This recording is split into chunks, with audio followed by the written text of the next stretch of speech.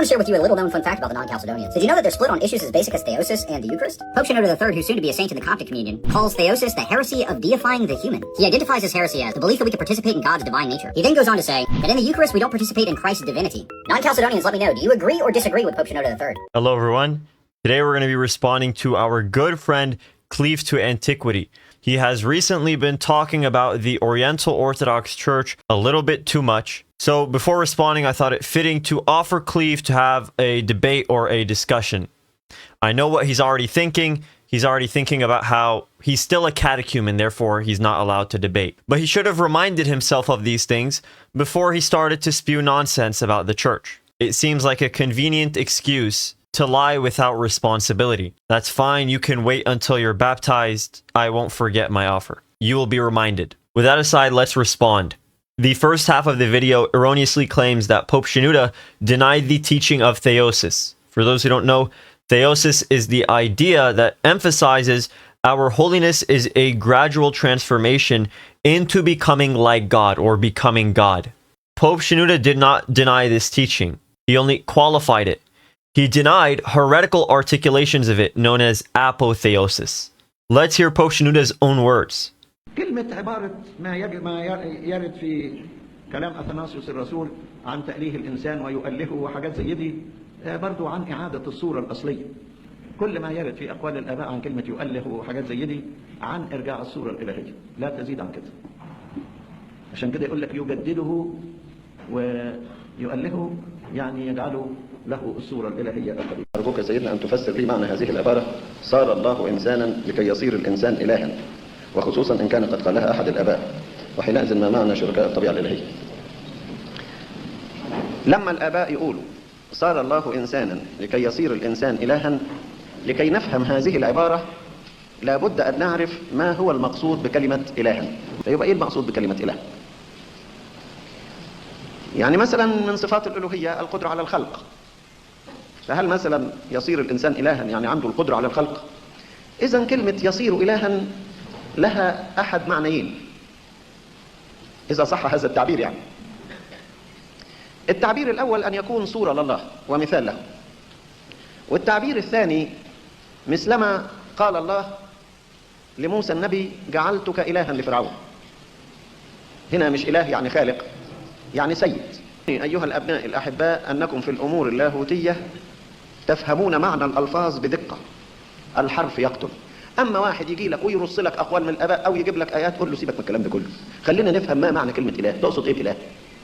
تقصد أنك غير محدود، أصبحت غير محدود وأنت قاعد في الحتة دي، في حد على جنبك من هنا وحد على جنبك من هنا، ومحدود في الملابس اللي لابسها، ما بتخرجش خارج هدومك. يعني إيه إله؟ أنت غير محدود؟ أنت قادر على كل شيء؟ طب اخلق لي عصفورة ولو كتكوت حتى. يعني كلمة، أما الألفاظ والكلام والاقتباسات كلها مجرد محاورات فكرية، ولكن خش في الناحية العملية تلاقي كلمة إله ليس معناها إله. صار الله إنسانا لكي يصير الإنسان إلها، أي لكي يصير الإنسان على شبه الله، على مثال الله، لكي يعود الإنسان إلى الصورة الإلهية التي خلق بها في شبه الله من القداسة والبر والصفات الروحانية إلى آخره. لكن مش إله يعني قادر على كل شيء، مش إله يعني خالق، مش إله يعني لا يموت، مش إله يعني قدوس الله قدوس القوي قدوس الحي الذي لا يموت. فأنت القوي والحي الذي لا يموت وأنت القدوس. رأيي إن أصحاب هذا الكلام يتواضعون بعض الشيء. As you can see, what Pope Shenouda denied is a system of deification that refers to us having the essential incommunicable properties of God. Otherwise, Pope Shenouda is completely okay with articulations of the deification of man. This is exactly the patristic opinion. Athanasius says a mutable thing cannot be like God, who is truly unchangeable, any more than what is created can be like its creator. That is why, with regard to us, the holy man said, Lord, who shall be likened unto you? St. Athanasius says our becoming like God is in a limited degree. St. Gregory the theologian says it is as far as man's nature can attain. St. Basil says it is done as far as possible with our nature. Most importantly, Pope Shenouda himself said our deification is as much as man's nature can bear.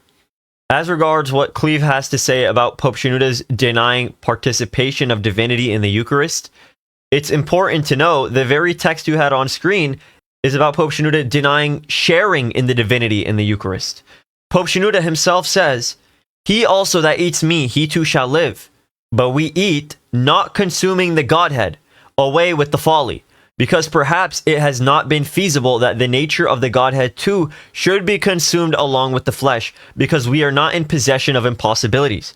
It is by no means the nature of the Godhead that lies upon the holy tables of the churches. One might very reasonably object to him that he, in giving his body, did not rather say, 'Take, eat, this is my Godhead, which is broken for you.'" I was just joking. I just cited St. Cyril of Alexandria.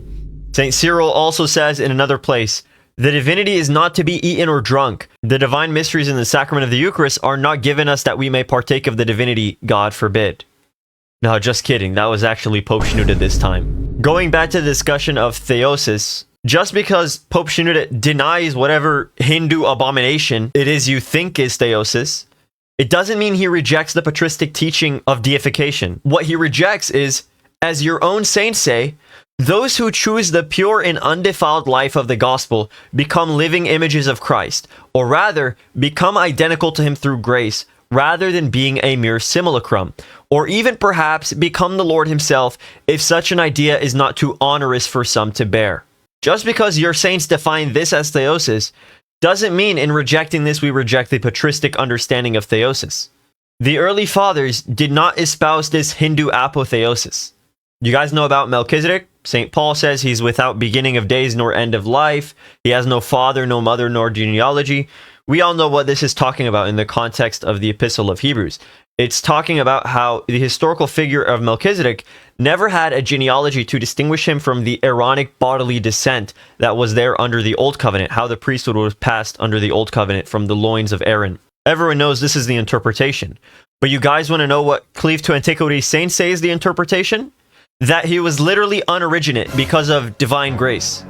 Gregory Palamas says this in the third letter to Akindinos, and Maximus, the so-called confessor, says this in his Ambiguum. Sophrony of Essex says, "Men can become omnipresent, omniscient, without beginning, and pure actuality." Gregory Palamas says we can even become uncreated. We all know this is explicitly denied by people like St. Irenaeus of Lyon, a 2nd century church father. Hopefully Cleave can respond to my offer to have a discussion, because it's very clear they're grasping at straws in order to find any argument with the Oriental Orthodox Church. Cleave knows that our church produces wondrous saints who are in line with the fathers, which is why he called Pope Shenouda a soon-to-be saint. Let's see what's going on in your Church of Alexandria. Cleave is making the point, our church cannot deal with basic doctrines like theosis and the Eucharist.